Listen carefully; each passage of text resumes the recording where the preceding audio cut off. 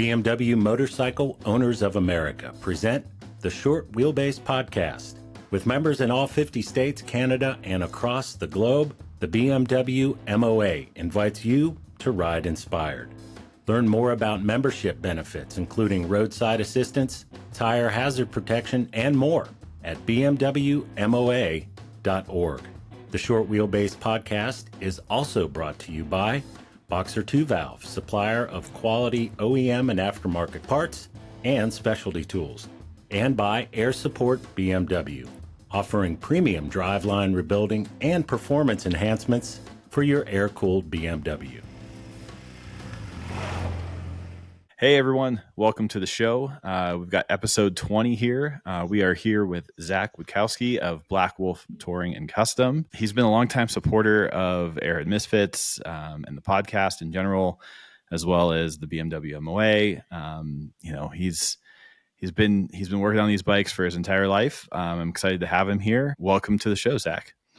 Hey, Nick, thanks for having me. I'm glad we finally were able to link up on this. Yeah. It's taken a couple weeks here probably months at this point to get this all set up and everything. Like I mentioned, Zack's been a supporter of the show and Airhead Misfits for a while. He owns and operates Black Wolf Touring and Custom in Beecher, Illinois, which is a one-stop shop for Airhead maintenance, restorations, and customization. He's a longtime MOA member. And I believe you're the air marshal, correct? Right? Yep. Illinois Air Marshal took over that let's say it's September of 23. Yeah. Awesome. So. Very cool. You got a long family history of airhead wrenching and riding. I guess what I'm trying to get to here, everybody, is that he's been involved with airheads forever. His addiction to these things runs deep. And the first things I ever really knew. Right. And I think, the goal here today is to sort of touch on that a little bit, talk about your origin story, if you will. We want to talk a little bit about Black Wolf Touring and Customs and kind of what you have going on there. Talk about whatever bikes you've got in the shop right now, what you're working on, what you're building. Like I said, let's kick this off by giving you a chance to kind of fill us in a little bit about your background and kind of how you got involved through your dad. The old man was a member since 1972. I carry his member number at 4885. And when he passed, I took over was able to pull some strings and take over the number. Won't tell you how. But it's what I grew up with. It's the first things I can remember. When you have people ask, what's your first memories? It's motorcycles and airheads and MOA related rallies and trips and passing out in the sidecar and waking up at a rally. Very cool. That's what life was for me and my brother too. Yeah. And so your dad was a mechanic of sorts growing up, or? He was a machinist. Gotcha. But motorcycle fanatic since he was able to ride one. Even before he was involved with the BMWs, he was riding bikes and messing around with them. His first bike was first BMW was in 72, and that's when they joined the MOA, and Chicago Region Club came around not too long after that. And he was involved with that for a long time too. Yeah. Do you happen to remember what the first BMW was that he picked up? I don't remember the very first one, but I know the second one was a 1975 R75/6, and my brother-in-law actually owns that bike. Oh, cool. I rode it for years and years. His dad had given it to me when I was 18, and then I decided to step up to something different, and my brother-in-law was just starting to get into riding and wanted something that he could just get on and go and not have to worry about anything on. So he bought the /6 from me. Very cool. and I'm probably going to end up buying it back from him soon too. He's got a baby on the way and won't have time. So Makes sense. And I want the bike back. I want the bike back anyway. Very cool. And so that was your first Airhead then. That was actually my longest Airhead. My Okay. first one was an R80 that we had put together that actually pulled us around with the sidecar attached to it when we were kids.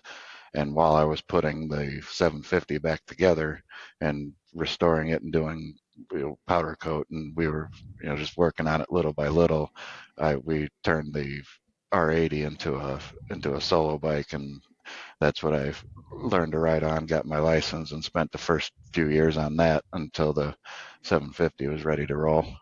Very cool. Nice. I love the R80. Man, that's a smooth motor. Yeah, my opinion is it's the best engine they ever did in the terms of balance, power, of everything put together. That's the engine to have, and that's why my wife's Airhead is an R80. Oh, okay. Also, she's got an R80 now. Is it the same? Is it the same one or is it a different one? No, it's a different one. I think I've sent you pictures of it in the past. It's the one with the Fotina paint job on it. Right, right. The fake rust and everything on there. Yeah, that's hers. She wanted something that we looked like we pulled an old beat up truck out of a farm field somewhere and just turned the metalwork into a motorcycle. Very cool. That's the one I put together for her. So I'm trying to keep track of all this here. So your wife rides an Airhead, your brother-in-law rides an Airhead. You obviously ride Airheads. My brother does too, and your brother. Yeah. So it's a whole family affair, really. Yeah, it was life. And my wife and my brother's wife, they really didn't have much of a choice. That's what they were getting. If they wanted to be part of the family, they had to get one. Yeah, the wife actually she also has a K75 also that Dad had given her without her knowing, and just called her one day and said, "Hey, I got you a bike. Go get your motorcycle license." So we got Airheads and K bikes. Very cool. Yeah. Awesome. So I wanted to talk a little bit about Black Wolf Touring and Custom and kind of what you do out of that shop and give us a little bit of a background and history of that, if you will. Well, it started with after Dad passed. I had a lot of his old customers just kept showing up and saying, "Well, you worked on it before too. He taught you everything, so I'm just going to have you handle everything on it from now on." Mm-hmm. And then it just kept growing and growing to the point where I was getting people interested in doing custom stuff or resto mods, paint work, and it just took off and is continuing to grow from there to the point where we're starting to look at full-time, probably end of next year is our target for me to leave my normal full-time dealership work to go to just go full-time at the shop. Very cool. That's awesome. And I handle anything from basic maintenance to full restoration and everything in between on them. I personally do everything except for powder coat, and I do have a couple of locations for machine shops to send heads and stuff out to, because I have too much going on to be handling that, but everything else I take care of myself. All the way through paint, pinstriping, whatever. I just found that most people don't like things being farmed out, or they don't want to pay somebody to take something apart, send everything out, and then put it back together for them and say they did it. Makes sense. With me, I'm 99% hands-on and take care of it personally. Right. And do you think you'll take on more of that work once you go full time? Some more of that machine work, or even the powder coating or anything like that? No, my powder coater's been doing our stuff for 25 years. He knows what I want. He knows what he can spray and where to avoid, getting the powder, and it's just easier for me to drop it off, tell him what color, and go back to the shop and work on something else. That way, by the time he's got the coating done and I'm ready to pick up the frame and whatever, I'm ready to turn it into a rolling chassis, within a couple of days of that. So it's just makes better sense to leave it as it is. Machine work again is kind of in the same thing. I can send the things out, go work on something else, and by the time the machine stuff comes back, I'm ready to move forward with it. Plus, not to mention, I don't really want to investing in all the extra tools and stuff for machine work really isn't worth it to me. So I'm going to leave it as it is. Makes sense. Yeah. And I got to say, like, you've been sending me pictures of some of these bikes that you've worked on recently, and it always amazes me how quickly these things progress. Even though this isn't your full-time job currently, like I can never, every time I get a photo, I'm like, wow, he got that far already. Holy crap. Years and years of doing it. Yeah. With experience comes speed. Yeah, exactly. So speaking of sending me pictures of bikes, I know you've got a blue bike that you're working on. Can you tell us a little bit about what that bike is and what that's destined for? Oh, the police bike. Yeah. That's for the MOAFEST in September down in Lebanon. Ted Moyer had gotten a hold of me and said, here's an Airhead that's been donated. Go pick it up. We want to do something for MFest that's police inspired. And so there, do it. Most of the time it's just left to me to do what I want with it. This is the first project I've done with Ted and the MOA and the MOA Foundation that's had any guidelines of what they wanted out of it. But still, it's mainly left in my hands to make something with it. So to tie, and I wanted to keep it very much a /5. It's a 73 R75/5 one owner bike. Was a complete bike, nothing hacked up on it. Got it up and running pretty quickly just to make sure everything was good, and decided I wanted to keep it very /5. Keep it very clean is always a very important thing to me. I don't want to do something that's gaudy and but also had to be custom. So to tie the police theming and inspiration into it, I decided to I did the frame in it's called Illusion Royal. Wanted to go with police blue. The American police, you generally think of police blue, and then the paintwork, the tank fenders are a modified police white off of the bike itself and the police motorcycles of the era.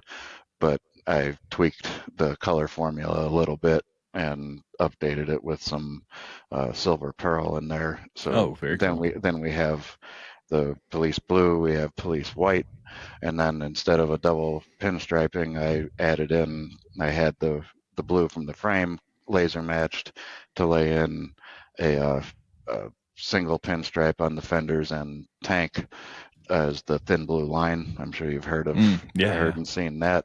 And that continues with the whole police inspiration behind it.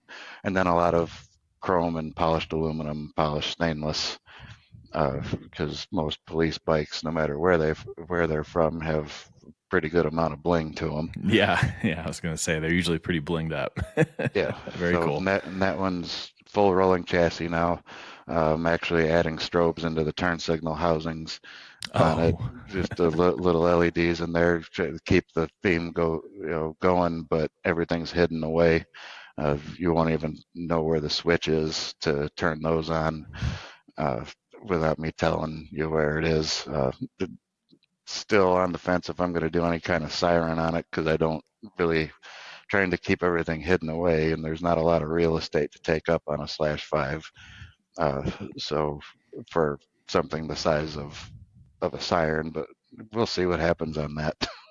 Yeah, you got me thinking there. I mean, with LEDs on the light side, everything has gotten so small. Mm-hmm. I'm kind of surprised that they haven't come up with a Siren that's much smaller. I mean, everything technology gets smaller. Why is the Siren so big? The speaker itself, the horn, Yeah. it itself is still generally pretty good sized. The little, the control unit that makes all the different noises and the electronic side of it is pretty easy to hide. But where am I going to put a gigantic bullhorn on the thing that without it looking stupid? Right. So I'm still on the search for that, and I still haven't totally made up my mind if I'm going to do it or not. But it had to have strobes, so clear turn signal lenses on it, amber bulbs for the turn signals to work as they're supposed to. But then I was able to hide red and blue LEDs inside of it and run it all through, so it's all wired in with the normal harness and hidden out of the way. And the strobe unit itself is just mounted on top of the voltage regulator, so it's a tiny little thing. Very cool. And it'll add just a nice little effect that I'm not telling a lot of people about until they see it. And continue, again, keep the theme going, but keep everything clean, keep it well thought out and well executed. Very cool. I'm looking forward to some video of that all lit up and doing its thing. That'll be super cool. It's coming along nicely. I've got it. It's what I had in my mind is exactly what it's turning into, and it is a toaster tank bike as well. And I was actually able to save and reuse the original toaster panels off of the tank. So they're in nice shape. The side panels, the battery cover panels, I am replacing because they're too far gone. Here in the salt belt and the rust belt, everything turns into rust, and they were unusable, at least on at least for what the bike it needed to be on. If it was just a rider, something to get around on, they would have cleaned up just fine. Yeah, would have been fine. But if we're going to do this, we'll just go all the way with it. May as well, especially if you're trying to get some bling on there. Yeah, there's cool. Plenty of it on there, all stainless hardware, using a lot of contrast between colors, all new chrome as much as possible, saving as much of the old stuff as I can if it was in good shape. A lot of polished aluminum pieces going onto it, modernizing it but leaving it old school, trying to find a good mix of everything. Right. Yeah, you mentioned this being for the MOAFEST. You've built several bikes for them at this point, right? I mean, this is the third one for them, and I think Ted has a fourth one ready for me. Ted's already plotting another one. Yeah, as far as I actually think that one's going to be a K bike if I decide if I want it, but I think he's got another one lined up for him. Gotcha. But yeah, this is the third one that I've done for him, and it's easy to work with Ted and the foundation, Tom Gary as well. So it's a pleasure to work with them. It's enjoyable, and I get a lot of creative freedom with it to just do what I want to do. And these are typically bikes that end up being like fundraiser type activities, correct? Yeah. The first one I did was for the full custom. They call it full custom. One ticket, you win it thing, and that was in 2021 or 2022. I think I did that one. And then the second one I did for the 2023 National Rally in Virginia, and that's where that one was raffled off. Was one of the 3 bikes that were raffled for that event. Mm-hmm. And that was cool. that metallic red frame with the silver paint that I did on it, and that's the one that's going to be at the National this year. It's in the MOA Museum down in South Carolina now. Oh, okay. So that one's going to be at the rally if folks want to check it out. That's what I'm told, yeah. Cool. Very cool. Awesome. Well, it seems like, man, if it were me, I'd be it'd be a full-time job just to keep up with the work that Ted sends you. So Ted's really easy going and really easy to work with. It's most of the time I send him a picture, a quick little, here's where I'm at with this. Looks great. Thanks. He's got a lot going on, he but does. I think when we're in a position where he trusts me a lot and knows what I'm going to deliver to him, and so just keep going with it. Right. Whatever he wants to get to me, I'll take care of it. I'll handle it. Sounds good. So at the moment, do you have any other projects in the shop that aren't Ted's projects? It's never ending. I have actually the R80 that I learned on and pulled us around on the sidecar. I ended up selling that to a friend of mine up in the Chicago area, and I'm building that into a blacked out Scrambler right now. Oh, very cool. He's got a /5 that I kind of got everything up to speed on for him, and then he said, I want a bike that we can build a custom one out of, but I don't have a bike. But I want to start with something that's in good shape and reliable. And I said, well, that one over there in the corner is available. Well, that was your dad's bike, and that was your bike. Yeah, we had our time with it. We enjoyed it. It's not doing it any good sitting over there. Right. So we've made a deal on it, and now I'm building that. And that one's probably about 90% done right now. Very cool. Did a what did we do on that one? A Vanzetti subframe and seat. Built custom mufflers for it. Had blacked out wheels with new stainless spokes. Blacked out the engine and driveline on it. Doing a digital, all-inclusive digital speedometer tack unit inside of a /2 style headlight bucket, all LED technology on it, and a full body control system that I'm working with NWT Cyclotronic and Matt at Euromoto Electrics developing for the Airheads. I'm sure you've seen the R21 unit. Yeah. This is the next generation of that. Oh, cool. So that I'm working on getting all finished up and dialed in before that goes into production as well. So it's and then what else is in there? I got a GSPD that's just hasn't been running right for its owner in a long time. Been thinking that's going to be pretty straightforward. Start with the basics and work your way out from there. Got a newer GS that the engine went nuclear on and blew up, so I've got to put an engine in that. 77 RS, I think you may have seen in the airmail, the one from Detroit for the Lady Vivian that I did. She brought that back for some updates on it, so I'm going through that for just some basic stuff, cat dash and a nicer gauge pod.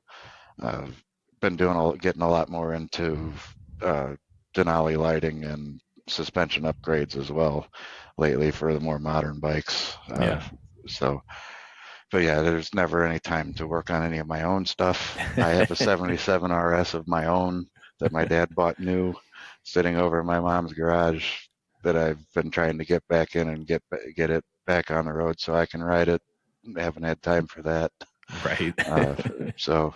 But yeah, there's always something coming in, and it's never thought when I started the business that it would take off like this, but it did, and it's going further and growing faster than I ever thought it was going to. Oh, I mean, that's fantastic. That's so good to hear. I mean, it's a sign that you're doing things right, and folks are coming to you for more work. That's great.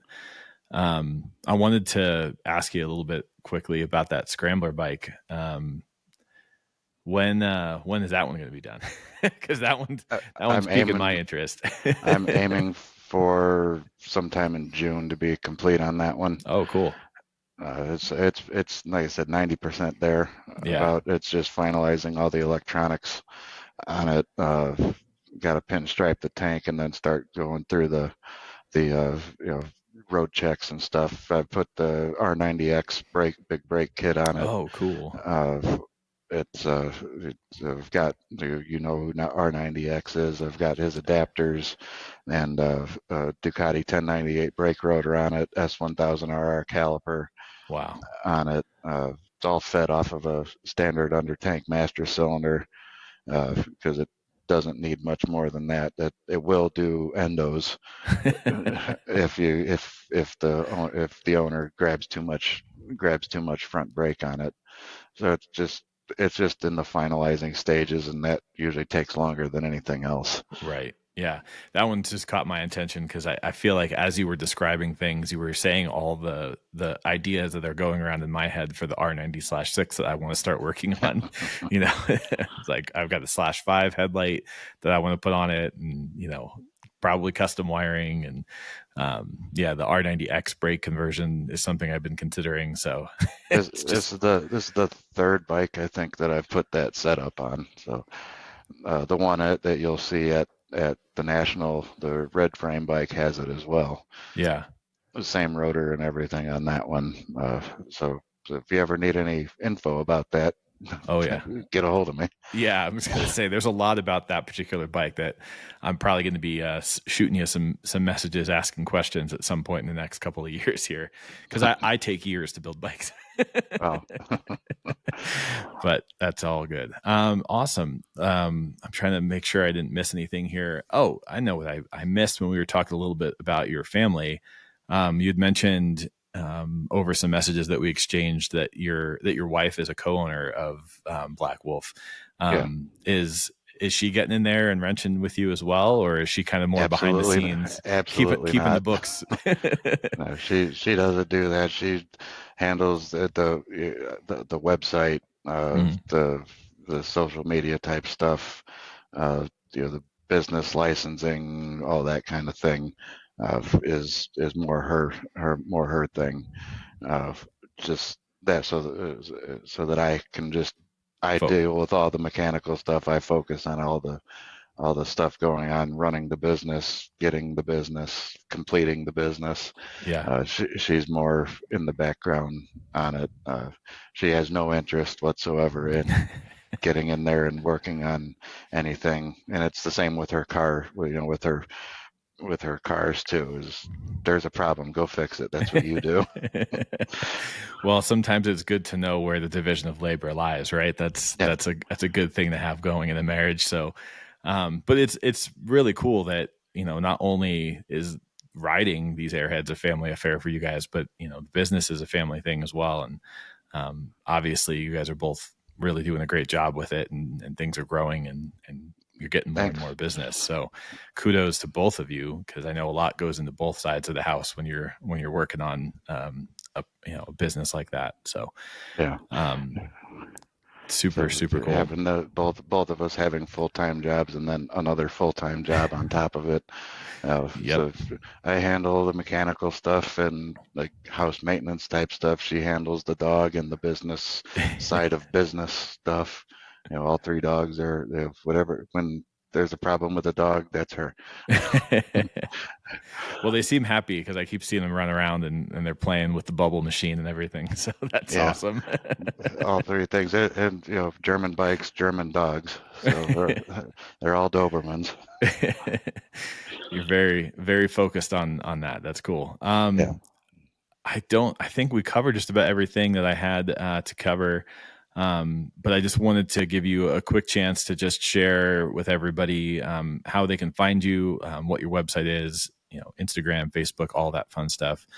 That's all pretty much the same. Black Wolf Touring and Custom or Black Wolf TNC. It's Instagram, Facebook, and .com. It's Perfect. all pretty, and obviously Google search will pop up with just about everything. So and then all my contact information, the email and phone number stuff is available on all those platforms. Cool. And I can attest he is very quick to respond when you send him a message. So if you need anything or you're interested in having him do some work, just reach out. He will get back to you right away. I guarantee it. That's one of the biggest things I've tried to do and make sure to do is be responsive and be full communication with anybody that I'm doing any work for. And I'm pretty certain if you ask anybody that I have done work for, they're going to tell you that sometimes I tell you more than you really want to know. But I feel if I'm working on your bike and I'm spending your money, that you're going to know what's going on every step of the way. So nobody's ever left in the dark. Very cool. Just very transparent, very brutally honest in some cases about what we're doing and where we're heading with your motorcycle. Very cool. Because ultimately it's about making sure you have a safe bike to ride, no matter what it looks like. If it's leaving me, it's going to be correct. Very cool. Yeah, may as well be able to ride it, right? Even if, yeah. No matter how good it looks, if you can't ride it, what's the point, right? Mm-hmm. Cool. Well, before we wrap this up, do you have any parting words for our guests or anything like that you want to include here before we wrap? No, I mean, other than ride safe, and this might go to, some people may not like it, but if somebody shows up on an Airhead in particular, I know you and I have talked about this before, it doesn't matter what it looks like. If somebody has an issue with their bike, use your knowledge, your experience to help them with their bike. Yep. I don't care if it's got brown seat and knobby tires on it. And that's one of the reasons I've decided to go after the air marshal position here in Illinois, is to help push that for the next generation. Because I heard a lot of stories of people, younger riders or new riders not getting the help that they needed just because of how their bike looked. And I'm making sure to take a stand against that, because ultimately we all ride Airheads, we all ride motorcycles, help people out. Yeah. Don't worry about if it's not a purist bike or if it's not, all original. None of that matters. What matters is that they have a safe bike to ride to get to the events that they want to go to spend time with people that have the same interest. Exactly. Couldn't agree more. That's perfectly put. If you can help out, because, we need to step up as the younger folks in this scene and, learn as much information as we can and share as much information as we can. So appreciate that, Zach, and hopefully more people can kind of take that mindset and move it forward. It seems to be heading more in that way, in that direction. A lot of people have started falling into that, but there's always some stragglers around, and there'll always be some sticks in the mud for sure. Yeah, and those sticks have sticks stuck in them. Yeah. that mud's deep in some of them. Yep. Well, we can't get to everybody, but we'll do what we can. Right. Awesome. Well, thank you so much for taking the time today to chat with me. And I'm stoked to be able to share with folks what you're doing, your shop. And I wish you luck in the future. I'm excited to see, obviously, the Scrambler. I'm very excited for that. And all the other bikes that roll out of your shop moving forward. So thanks again. We've been talking on IG for what, a year and a half, 2 years now. Yeah, it's been a while. So I'll keep you updated on what's going on. Cool. And one of these days we'll have to get together at one of these rallies or events. Yeah. I still need to get out to the top of the Rockies one of these years, so we'll try to link up with you out there. And I'm sorry I'm going to miss the national this year, because we could have hung out there, but it's the way it goes. Try to come out to Vermont. I'm planning on doing the Vermont, next year's national. We're already putting things together to make that happen. So you should come out to that one too. Well, I love Vermont. I'll any excuse to visit is a good excuse. So I'll do my best to see you there. Right. Thanks again, everybody. Don't forget to like and subscribe. It really helps us. And if you need to get in touch with Zach, I will also put his links to Instagram, Facebook, all of that in the description. So that way you have a very easy way to get a hold of him. And thanks again, and we'll see you next time. Thanks for joining us on the Short Wheelbase podcast, presented by the BMW Motorcycle Owners of America. To join the club, visit bmwmoa.org. You can find full-length episodes of the excerpts heard here on the Airhead 247 podcast. The Short Wheelbase podcast is produced and edited by Nick Malozzi. Audio segments by Jeff Glover. You can check in with Nick at Airhead Misfits on Instagram.